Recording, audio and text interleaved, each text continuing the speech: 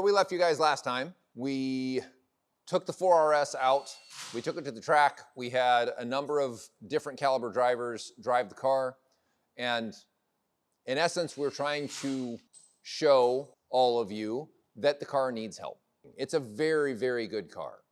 But to go fast and to feel confident going fast, it needs help. That's what we've done for the last 4 or 5 months, beyond exhaust, beyond headers, beyond all the things that we're known for, quote unquote.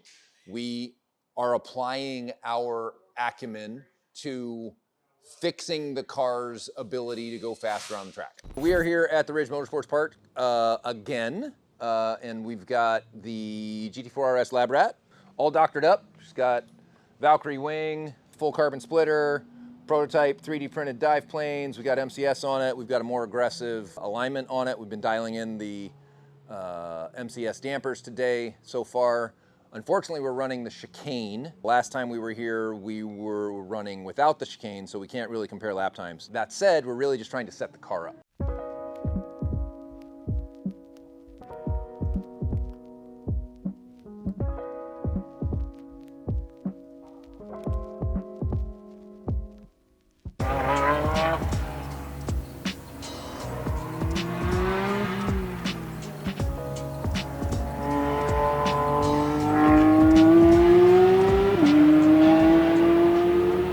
Need a little less wing. The front surprisingly needs a little bit more grip. So we're gonna do some things on the shocks to bring some more of the grip to the front and go out again. First time I drove it stock, just with Dundon exhaust on it, the car could best be described as twitchy. Turn in to apex, getting on the power or doing things, you had to really keep the car under control, and it was twitchy compared to a GT3. I've driven cars before and after MCS has been put on, and the MCS on this made the car exactly what I would expect it to be. It was calm, composed, predictable, very stable, and got rid of that twitchiness that I felt before. The really interesting part for me was the car felt like it had limitless grip. That it wasn't limited by physics so much as by, you know, what's going on with the tire. The car felt planted and super composed. At speed, at turn in, at corner exit, going up over the top through 10, very drama free. So overall, it's a spectacular car. I would certainly want to drive it as it sits right now. And the Aero is shocking in terms of how much it makes the car stick.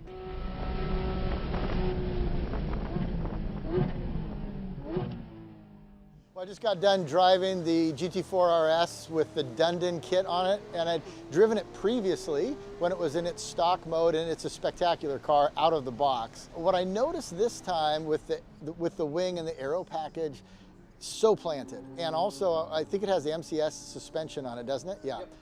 And before it was a little bit, I guess twitchy would be the word I'd use, little bouncy, little unsettled. This felt just rock solid planted. It's interesting, my normal track car is a 991.2 GT3, so this essentially has the same motor. And I am certainly more faster in the 4RS, even without knowing the car, because it has more grip. I'm sure it's from the Aero package, but really planted, really fast. It just gives you a level of confidence, I think, that the GT3 doesn't necessarily give you, partly being a mid-engine, and then with the Aero kit and the shocks and suspension on it, it's a magnificent car.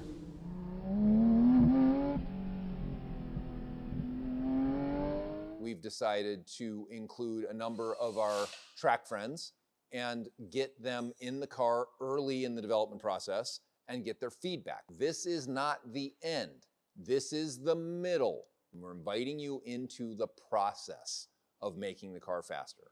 So we get feedback from the folks that have driven the car, from ourselves, from what the car is telling us, from the data that we're seeing, and we make changes. We'll come back to that after you guys have had a chance to digest what somebody who's not Jamie is talking about the car.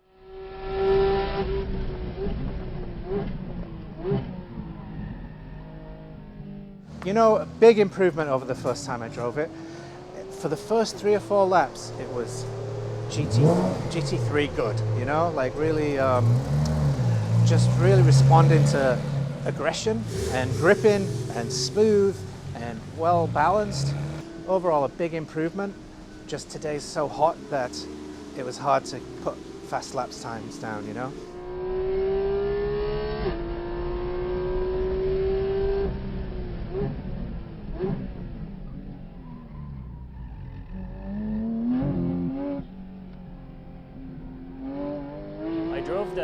I drove the stock GT4RS today and the Dundon car. The Aero kit is making a huge difference in the high-speed turns. So over here at the Ridge, we have turn 10 is kind of a pucker turn where you can be going anywhere from like 115 to 130 depending on how much aero and how brave you're feeling that day.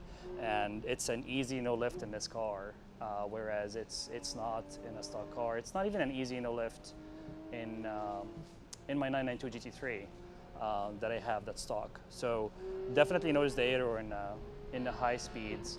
Low speed turn in was really nice and crisp. Car rotated really nicely into the slower corners. The other thing that I was also surprised to notice is just the signature sound. I've driven the Dundon 992 GT3 and I have a stock 992 GT3, and there's definitely a difference there that you can hear from inside the car. And this had a lot of that same signature to the sound, which I'm really surprised by because the stock car doesn't sound like the stock GT3. But this one matches a little bit what you guys have done with the 992 GT3. So it's really nice because it just, you get in and you kind of start revving the engine and you know that it's a Dundon car. Got through the day. What's coming up next is we have another track day that we're going to have the car completely suited up to go fast on August 3rd. I don't know how many of you know the name Seth Thomas, but Seth is going to be there on August 3rd. Seth is a friend of mine. He is a friend of Dundon. He is an incredibly fast driver. He's a driver coach. He coaches all around the world.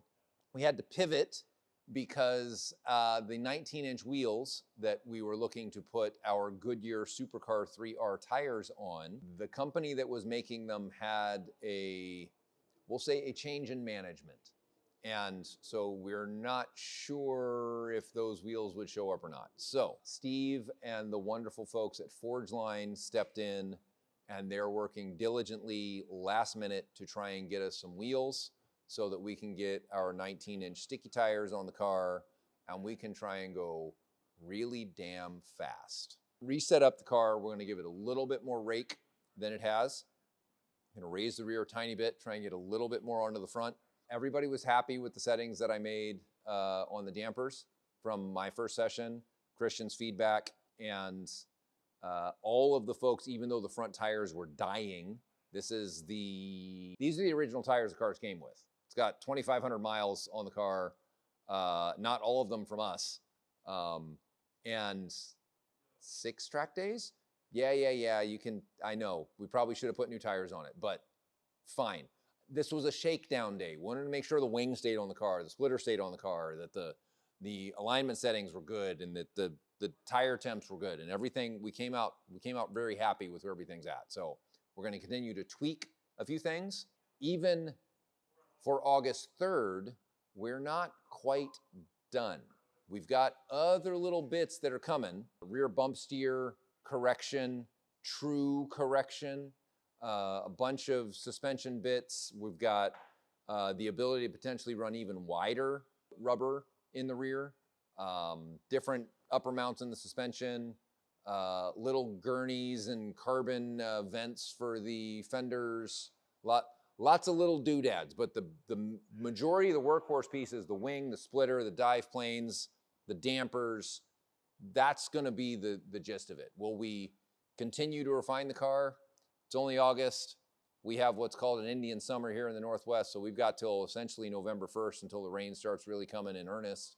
So we got time, and I hope you guys stick around and see where we land.